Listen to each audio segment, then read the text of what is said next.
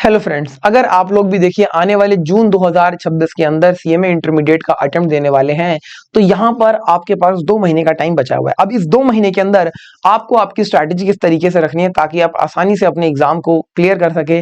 आज की इस वीडियो के अंदर हम यही बात करने वाले हैं। अगर आप सिंगल ग्रुप के लिए प्लान कर रहे हैं या आप बोथ ग्रुप के लिए प्लान कर रहे हैं, दोनों ही सिचुएशंस में ये वीडियो आपके लिए हेल्पफुल रहने वाली है।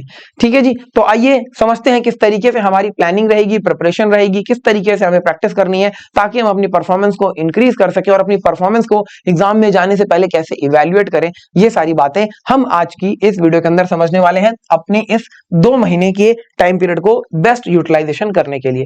तो जैसा कि आपको पता है, ये सारे पेपर आपके पास आते हैं। ग्रुप 2 की मैं बात करूं तो आपका ओएमएसएम का, कॉर्पोरेट अकाउंटिंग ऑडिटिंग का, इसके बाद आपका एफएम और बिजनेस डेटा एनालिटिक्स का और मैनेजमेंट अकाउंटिंग का। ग्रुप 1 के अंदर अगर हम जाएं तो business law ethics, financial accounting, DT, IDT और आपका इसके बाद ये कॉस्ट अकाउंटिंग का पेपर आता है। तो ये तो सर आपको पता है, इसमें हमें क्या बताने वाली बात है। तो सर यहां पर आपको क्या ध्यान रखना है, आपको इन दोनों ही ग्रुप्स के अंदर एटलीस्ट अपना एक पेपर ऐसा निकालना है जहां पर आप 60 प्लस का टारगेट लेकर चले।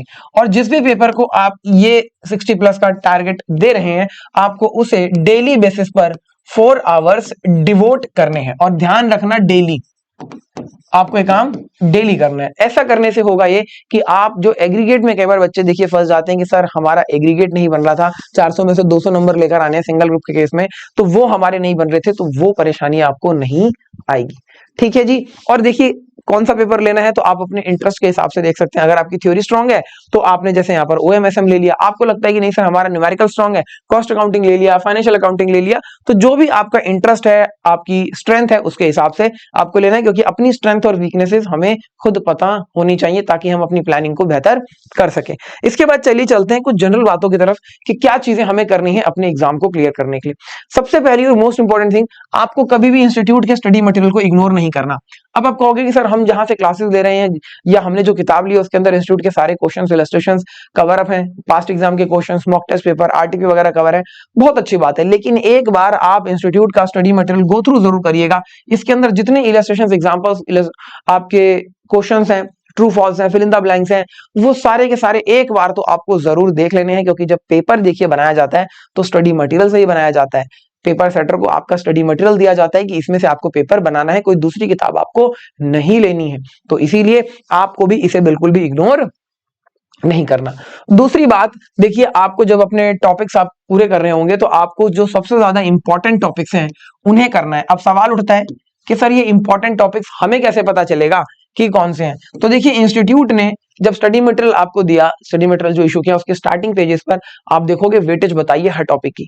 तो आप वहां से देख सकते हैं कि जिन टॉपिक्स की वेटेज सबसे ज्यादा है वो आपके ज्यादा मार्क्स के आएंगे और उन्हें अच्छे से प्रिपेयर करना है। और इस वीडियो के अंदर भी मैं आपको वो टॉपिक्स बता दूंगा, तो घबराने की बात नहीं है। इसके बाद देखिए, आपको जब एक टॉपिक आप पूरा कर लेते हैं तो चैप्टर वाइज एक टेस्ट आपको जरूर देना है।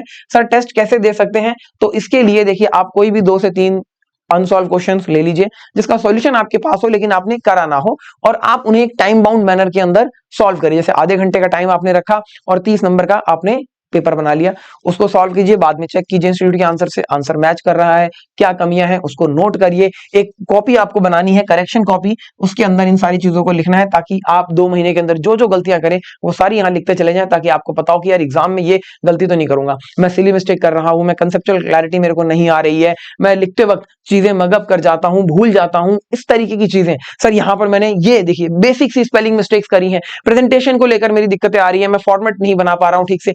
जो बात आपको लगती है कि यार आप गलत कर रहे हैं उसको आप लिखिए ताकि आपको पता हो ये आपकी गलती है, क्योंकि जब हमें हमारी गलती पता होती है तभी हम ठीक कर पाते हैं। अब सर हमारे से ये काम नहीं हो पाएगा, हम नहीं कर पा रहे हैं, तो कोई बात नहीं, आप इसमें देखिए हमारी टेस्ट सीरीज ले सकते हैं।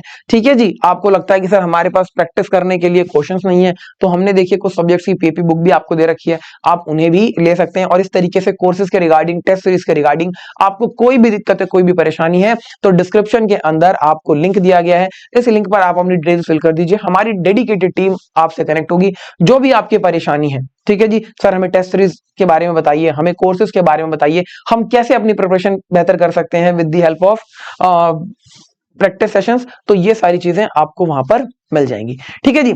इसके बाद आपको क्या करना है, सर जो लेटेस्ट अमेंडमेंट्स आती हैं, देखिए आपके पास टैक्सेशन का पेपर है, बहुत अमेंडमेंट्स आती हैं, उसके अंदर जीएसटी आपका हो गया, इनकम टैक्स आपका हो गया, इसके साथ साथ सर आपका लॉ का पेपर है, बिजनेस लॉ एंड एथिक्स का, वहां पर आपकी कंपनी लॉ के अंदर काफी अमेंडमेंट्स आती हैं, तो वो सारी अमेंडमेंट्स आपको देखकर जरूर जानी है। पुराना लॉ, ऐसा ना हो कि आप एग्जाम में कहीं लिख कर आ जाए और आपके मार्क्स कट जाए।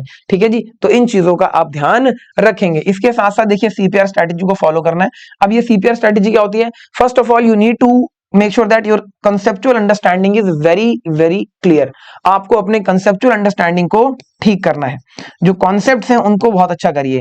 इसके बाद इनके ऊपर जो क्वेश्चंस है इसकी प्रैक्टिस कीजिए, और प्रैक्टिस होने के बाद बार बार आपको इसकी रिवीजन करनी है। ऐसा नहीं है कि एक बार प्रैक्टिस कर ली काम हो गया, नहीं सर, आपको रिवीजन करनी है। कोशिश कीजिएगा कि आप हर दूसरे दिन अपना सब्जेक्ट उठा लें। आपने अगर मंडे को एक सब्जेक्ट पढ़ा है तो वेडनेसडे को दोबारा से आप उस सब्जेक्ट को जरूर पढ़ें। ये चीज आपको अपनी टाइम टेबल के अंदर रखनी है। ऐसा ना हो कि 4-4, 5-5, 10-10 दिन निकल जाए और आपने एक सब्जेक्ट को उठाकर देखा ही नहीं है। इससे होगा ये कि आप उस सब्जेक्ट को भूलने लगेंगे, कॉन्सेप्ट आपके दिमाग से वाइप आउट होने लगेगा। तो जब आप बार बार उसको देखते रहेंगे, टच में रहेगा, तो आप उसे रिटेन कर पाएंगे और एग्जाम में और लिखते वक्त आंसर रिकॉल कर पाएंगे। तो ये तो बात हो गई सर हमारी कुछ जनरल चीजों की जो आपको करनी है। अब सर आप बिना किसी देरी के हमें इंपॉर्टेंट टॉपिक्स बता दीजिए, ताकि हम आसानी से उनको पहले प्रिपेयर करें और इन इंपॉर्टेंट टॉपिक्स को आप कर लेते हैं तो 40 नंबर की जो परेशानी आती है आपके सामने, वो तो कभी नहीं आएगी। ठीक है ना? तो अगर किसी सब्जेक्ट में आपको लग रहा है कि सर मेरे 40 ही आ जाए, बहुत है 45 तक आ जाए, तो आप जो यहां बता रहा हूं ये तो बिल्कुल करके जाना। इसका मतलब ये नहीं है कि सर बाकी के छोड़ देने हैं, नहीं, ये करने के बाद बाकियों को हमें देखना है, इसे सबसे पहले लेके चलेंगे। तो सबसे पहला पेपर ग्रुप 1 का, जैसे कि आपको पता है, लॉ का आता है। तो यहां पर देखिए कमर्शियल लॉ और कंपनीज एक्ट, ये आपको बहुत अच्छे से करना है। 70% की आपको ये वेटेज प्रोवाइड करता है। इसके बाद business law and ethics, business ethics का जो आपका टॉपिक है, 15% की वेटेज आपको देता है, और ऐसा करते ही आप देखिए 85% जो है अपना एग्जाम में आसानी से प्रिपेयर कर पाते हैं। तो इसे आप करेंगे। फाइनेंशियल अकाउंटिंग की बात करूं तो partnership, final accounts, accounting standards 60% की वेटेज देते हैं। इसके बाद accounts fundamental, bills of exchange, consignment, joint venture 25% की वेटेज देता है। तो यहां पर भी आपके पास देखिए कहीं ना कहीं 85% की वेटेज बन जाती है। इसके बाद सर हमारा जो टैक्सेशन का पेपर आता है, जो बच्चों को अक्सर बड़ा ही टेक्निकल लगता है, जो कि है नहीं एक्चुअल में। यहां पर आपको इनकम टैक्स में देखिए अपने पांचों हेड्स को बहुत अच्छे से करना है। इसके अंदर पीजीबीपी और कैपिटल गेन को एंड में करिए। सबसे पहले हाउस प्रॉपर्टी करिए, फिर सैलरी, फिर अदर सोर्सेज, और फिर आप कैपिटल गेन और पीजीबीपी करेंगे। इसके बाद आपको देखिए जीएसटी और कस्टम, ये बहुत अच्छे से करके जाना है। जीएसटी के अंदर भी मैं आपको बता दूं, देखिए आपका आईटीसी हो गया, वैल्यू ऑफ सप्लाई हो गया, सप्लाई चार्ज एग्जेम्पशन, ये बहुत अच्छे से करेंगे। कस्टम में आपका वैल्यूएशन, ठीक है जी, और टाइप ऑफ कस्टम ड्यूटीज आपको बहुत अच्छे से करके जाना है। तो आप ऐसा करते ही यहाँ पर 45% और यहाँ पर 25% की जो है वेटेज स्कोर कर लेते हैं, तो 70% कहीं ना कहीं यहाँ पर भी आपके पास आ जाता है। इसके बाद आपके पास ग्रुप 1 का जो लास्ट पेपर आता है, but not the least, very important, और इस पेपर में इंस्टीट्यूट आपको परेशान करता है। ग्रुप 1 में कॉस्ट अकाउंटिंग, ग्रुप 2 के अंदर मैनेजमेंट अकाउंटिंग, जहां इंस्टीट्यूट आपको परेशान करेगा। Method of costing, cost accounting techniques बहुत अच्छे से करके जाना है, 60% की वेटेज है आपकी। ठीक है जी। इसके बाद कॉस्ट अकाउंटिंग स्टैंडर्ड्स और एलिमेंट ऑफ कॉस्ट, ये आपको करना है, जो कि 25% की वेटेज आपको देता है। तो 60 और आपका ये देखिए 85% वेटेज बन जाती है। बात करें अगर हम ग्रुप 2 की, तो ग्रुप 2 के अंदर जो हमारे पास पहला पेपर आता है वो आपका एसएम का आता है। एसएम के अंदर देखिए आपके पास 4 ही चैप्टर है, तो चारों के चारों चैप्टर आसान है, कोई बहुत ज्यादा परेशान करने वाले नहीं है। चारों को अच्छे से करके जाइएगा, 40% की वेटेज आपको मिल जाती है।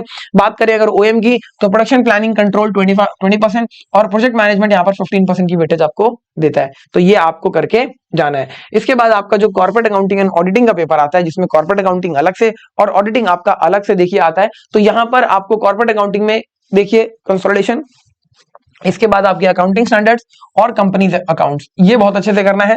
आफ्टर दैट कंपनीज ऑडिट, आपके ऑडिटिंग के पेपर में audit of different type of entities, bank का ऑडिट किस तरीके से किया जाता है, पब्लिक सेक्टर अंडरटेकिंग का ऑडिट किस तरीके से किया जाता है, स्कूल कॉलेजेस का ऑडिट हम किस तरीके से करते हैं, ये सारी चीजें आप यहाँ पर डिफरेंट एंटिटीज के केस में देखोगे। हॉस्पिटल का ऑडिट आप किस तरीके से करते हैं, तो ये चीजें करके आप जाएंगे। इसके बाद जो आपका एफएम और बीडीए का पेपर आता है, इसके अंदर आपको देखिए एफएम में कॉस्ट ऑफ कैपिटल सबसे पहले करना है, बहुत आसान। इसके बाद कैपिटल बस्टिंग करेंगे, वर्किंग कैपिटल मैनेजमेंट और टूल फॉर फाइनेंशियल एनालिसिस करेंगे, 55% की वेटेज आपको मिल जाएगी।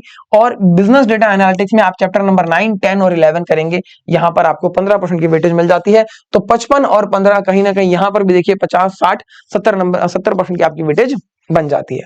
ठीक है जी। इसके बाद आपका जो पेपर आता है ग्रुप 2 के अंदर लास्ट, जहां पर इंस्टीट्यूट आपको परेशान करता है, again important one, management accounting. इसमें activity based costing, marginal costing, standard costing, budget and budgetary. और इसमें ही मैं आपको कहूं पहले बजट एंड बजटरी आप कीजिएगा, डिसीजन मेकिंग थ्योरी, ठीक है जी, और फिर स्टैंडर्ड कॉस्टिंग आप कर रहे हैं।